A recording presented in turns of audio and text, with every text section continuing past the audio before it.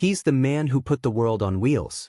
A modern giant who mastered mass production and gave the 20th century its signature sound, the hum of the engine and the rhythm of the assembly line. He was the son of an Irish immigrant whose family left County Cork during the Great Famine. He inherited their resilience and relentless drive, and he didn't just build a car, he built the modern world.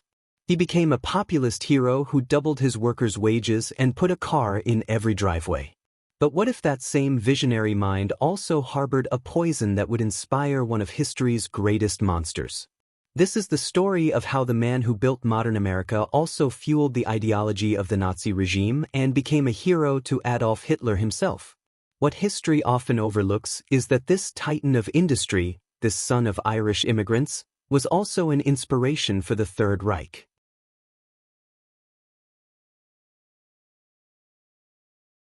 The story of Henry Ford begins, in a way, not in Michigan, but in County Cork, Ireland.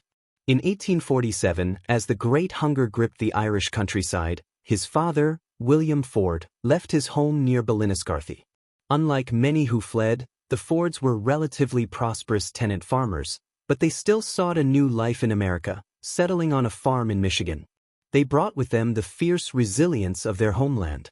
Born in 1863, Henry inherited that spirit. He hated the grind of farm work, but was obsessed with the mechanics of the world around him. From a young age, he was known for taking apart and reassembling watches, learning the intricate dance of gears and springs.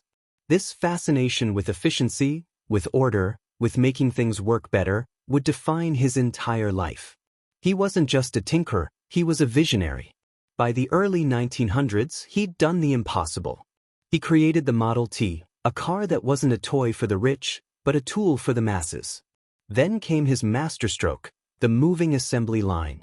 It was a revolution that slashed the assembly time for a car chassis from over 12 hours to just 93 minutes. Suddenly, the automobile was affordable. It was democratic. Ford became a global icon. He was the man who paid his workers a shocking $5 a day, doubling the average wage so his own employees could afford the very products they were building. He was a symbol of progress, a testament to the American dream. He didn't forget his roots, either. In 1917, he established a massive factory in Cork, the home of his ancestors. At its peak, Ford's operations in Ireland employed 7,000 people, making him one of the country's largest employers. It felt like a powerful act of giving back. A link between the new world he was building and the old one his family had left. Ford seemed like the ultimate hero, an underdog who had conquered the world. But there was a darker side to the man who preached efficiency and order. A side that saw a different kind of disorder in the world, and sought a much different kind of solution.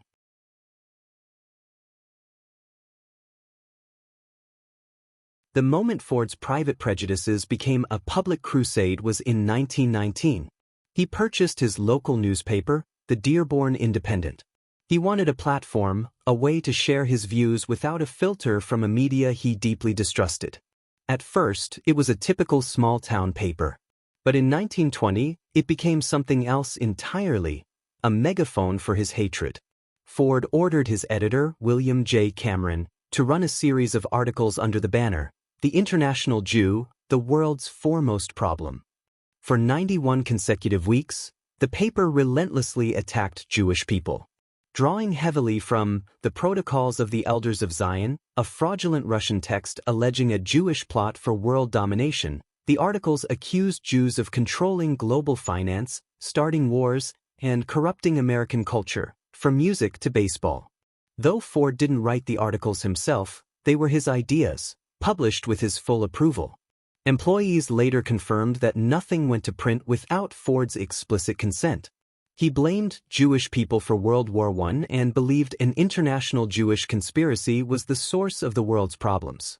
The man who had perfected the mass production of automobiles was now perfecting the mass production of anti-Semitism. Ford dealerships across the country were required to distribute the paper, pushing its circulation to staggering numbers, as high as 900,000 by the mid-1920s, making it one of the most widely read publications in America. The articles were then collected into a 4-volume book, also titled The International Jew. Ford's poison wasn't just some fringe theory, it was being delivered to doorsteps across the nation, stamped with the authority of one of the most respected men in the world. But its influence wouldn't stop at America's shores.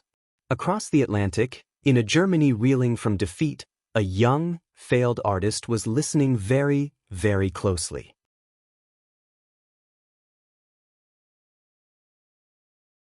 In the early 1920s, the Nazi Party was just a fringe movement, and its leader, Adolf Hitler, was another angry voice in a Munich beer hall. But he found validation in the words of Henry Ford. The International Jew had been translated into German and was being circulated widely. Baldur von Schirach, who would become head of the Hitler Youth, testified at the Nuremberg trials that reading Ford's book is what made him an anti-Semite. He said, "We saw in Henry Ford the representative of success, also the exponent of a progressive social policy." Hitler's admiration was even more profound. In a 1923 interview, he called Ford the leader of the growing fascisti movement in America and praised his anti-Jewish policies. But the most chilling evidence came from reporters who visited Hitler's private office. In 1922, the New York Times reported a large, framed portrait of Henry Ford hanging on the wall behind Hitler's desk. Nearby was a table piled high with German translations of the International Jew. Hitler told a Detroit news reporter in 1931, "I regard Henry Ford as my inspiration." This wasn't a secret. In his manifesto, Mein Kampf, Hitler mentions only one American by name, Henry Ford. He hailed Ford as the one great man in America who stood up to the controlling masters of the nation, a clear reference to the Jewish people Ford attacked in his paper. The connection became horrifyingly official in 1938. On Ford's 75th birthday, Nazi officials visited him in Dearborn, Michigan. They brought a gift from the Führer, the Grand Cross of the German Eagle. It was the highest honor the Nazi regime could give a foreigner. Photos from the day show a beaming Henry Ford surrounded by Nazi diplomats as he accepted the award, a golden Maltese cross decorated with 4 swastikas. The son of an Irish immigrant farmer, the American industrial hero, was now a decorated friend of the Third Reich.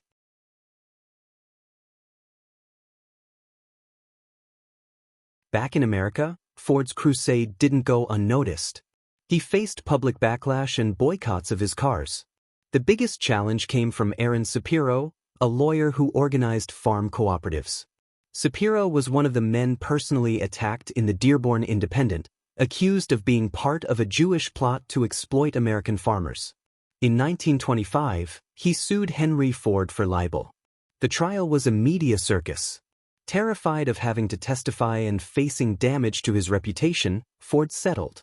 In 1927, he issued a formal public apology, claiming he was shocked by the article's content and was unaware of what his staff had been publishing. He ordered the Dearborn Independent to be shut down and for publication of the International Jew to stop. But for many, the apology rang hollow. Ford's orders to stop overseas publication were largely ignored, and the book continued to be a core text for anti-Semites worldwide. The damage was done. Ford had given the sheen of respectability to ancient, hateful lies, and that credibility was now being used by the most murderous regime in modern history. This is the great, disturbing paradox of Henry Ford. He was a man who championed the common worker yet distrusted democracy. A man whose own family sought a better life in America, yet who grew to despise a different group of outsiders. A man whose obsession with order built the modern factory but also warped into a dangerous intolerance for anyone he saw as different. He never joined the Nazi Party and even supported the American war effort after Pearl Harbor. But he had already supplied the ideological kindling. He helped create an atmosphere where extremist ideas could seem respectable, where conspiracy theories could be treated as fact, and where a hateful ideology could find a hero in one of America's greatest innovators. Henry Ford's legacy isn't a simple story of a hero or a villain. It's the story of a man who embodied both the brightest promises and the darkest prejudices of his time. His industrial genius changed the world for the better, but his promotion of hatred helped pave the way for its near destruction. His life is a cautionary tale. It's a warning that progress and morality don't always go hand in hand, and that the line between building a better world and enabling its worst impulses can run straight through the heart of one powerful person.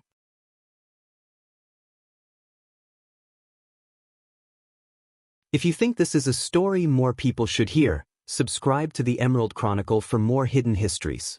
And let us know in the comments, how should we remember someone as complex and contradictory as Henry Ford?